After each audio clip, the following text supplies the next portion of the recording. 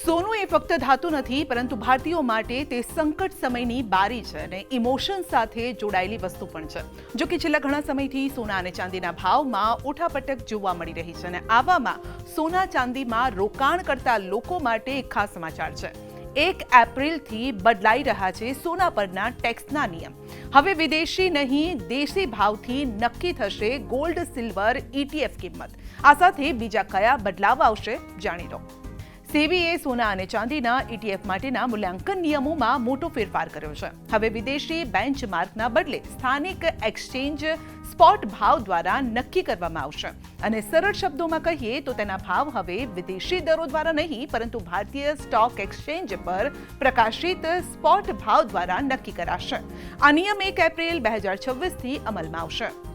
સેબીએ જણાવ્યું છે કે association of mutual funds in India એટલે કે AMFI સેબી સાથે પરામર્શ કરીને આ ફેરફારને લાગુ કરવા માટે એક સમાન નીતિ સ્થાપિત કરશે. આનો અર્થ એ છે કે બધા મ્યુચ્યુઅલ ફંડ હાઉસ એક નિર્ધારિત પ્રક્રિયાને અનુસરીને આ નવો નિયમ અપનાવશે. અત્યાર સુધી સોના અને ચાંદીના ETFનું મૂલ્ય લંડનમાં લંડન બુલિયન માર્કેટ એસોસિએશન એટલે કે LBMA દર દ્વારા નક્કી કરવામાં આવતું. પછી તે કિંમત ડોલરમાંથી રૂપિયામાં રૂપાંતરિત થતી. તેમાં કર અને કસ્ટમ ડ્યુટી ઉમેરવામાં આવતી. તેના પર પરિવહન ખર્ચ ઉમેરાતો અને તે પછી ભારતમાં કિંમત નક્કી કરવામાં આવતી. ભારતીય બજાર દરનો સીધો ઉપયોગ થતો ન હતો. હવે શું બદલાવ આવશે તે જાણી લો. મ્યુચ્યુઅલ ફંડ કંપનીઓ હવે ભારતીય સ્ટોક એક્સચેન્જ પર પ્રકાશિત થતા હાજર ભાવના આધારે સોના અને ચાંદીના ભાવ નક્કી કરશે. આનો અર્થ એ થયો કે ETF એટલે કે એક્સચેન્જ ટ્રેડેડ ફંડની NAV એટલે કે નેટ એસેટ વેલ્યુ વાસ્તવિક સ્થાનિક બજાર દર પર આધારિત હશે. હવે આપણે સવાલ થશે કે આનાથી રોકાણકારોને શું ફાયદો થશે અથવા તો અસર શું થશે. વધુ પારદર્શિતા આવશે. સાથે જ કિંમતોને સમજવી સરળ બનશે. સ્થાનિક બજાર સાથે સીધું જોડાણ રહેશે. વિદેશી દરો અને ઉમેરાઓ અને બાદબાકીની ગણતરી કરવામાં કોઈ ઝંઝટ નહીં રહે. યોજનાઓની સરખામણી કરવામાં પણ સરળતા રહેશે. આ સાથે સોના સાથે જોડાયેલી અન્ય એક વાતને પણ તમે ધ્યાનમાં રાખજો. જો તમે પણ SGBમાં રોકાણ કર્યું છે અથવા તો કરવાનું વિચારી રહ્યા છો તો SGB પર ટેક્સના નિયમોમાં મોટો ફેરફાર થવા જઈ રહ્યો છે. સૌથી મોટો ફેરફાર તો એવા લોકો માટે કરવામાં આવ્યો છે કે જેઓ શેર બજાર પરથી કે પછી બીજા કોઈ રોકાણકાર પાસેથી આ સોવરિન ગોલ્ડ બોન્ડ ખરીદે છે. જો તમે સેકન્ડરી માર્કેટમાંથી બોન્ડ ખરીદ્યા હશે તો મેચ્યોરિટી સમયે થતા નફા પર તમારે 12.5% long term capital gain tax ચૂકવવો પડશે.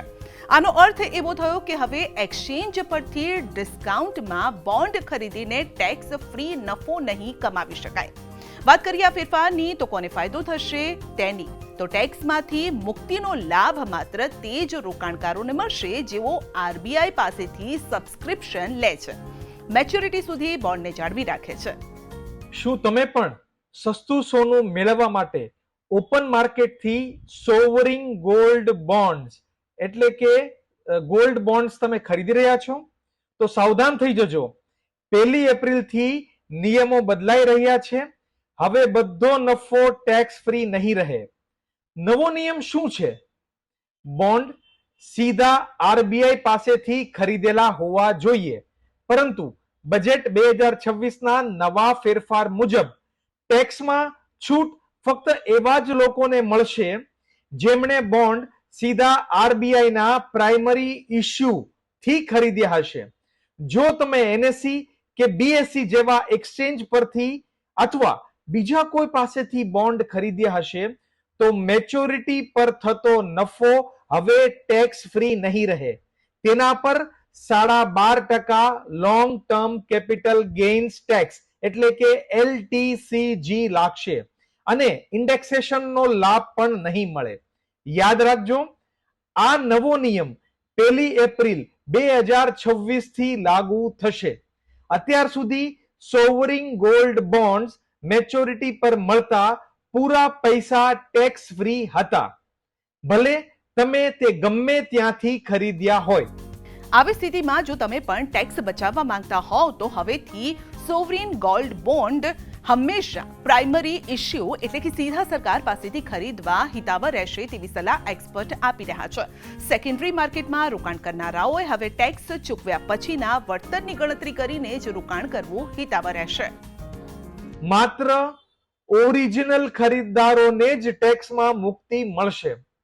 નવા નિયમ મુજબ જો તમે સીધા આરબીઆઈ એટલે કે પ્રાઇમરી માર્કેટ પાસેથી બોન્ડ ખરીદ્યા હશે અને તેને પૂરા 8 વર્ષ સુધી એટલે કે મેચ્યોરિટી સુધી રાખશો તો જ નફો ટેક્સ ફ્રી રહેશે.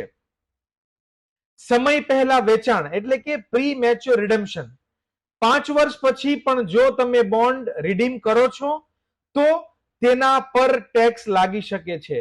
માત્ર 8 વર્ષ પૂરા થાય ત્યારે જ ટેક્સમાં પૂરી રાહત મળશે. વ્યાજ પરનો ટેક્સ. બોન્ડ પર મળતું 2.5% વાર્ષિક વ્યાજ તમારા ટેક્સ સ્લેબ મુજબ ટેક્સેબલ જ રહેશે. તેમાં કોઈ ફેરફાર થયો નથી. તમારી પાસે જૂના બોન્ડ હોય તો તેનું રિડમ્પશન કેલેન્ડર ચેક કરી લો. 31 માર્ચ પહેલા જો તક મળે તો ટેક્સ બચાવવા માટે પ્લાનિંગ કરી લેજો.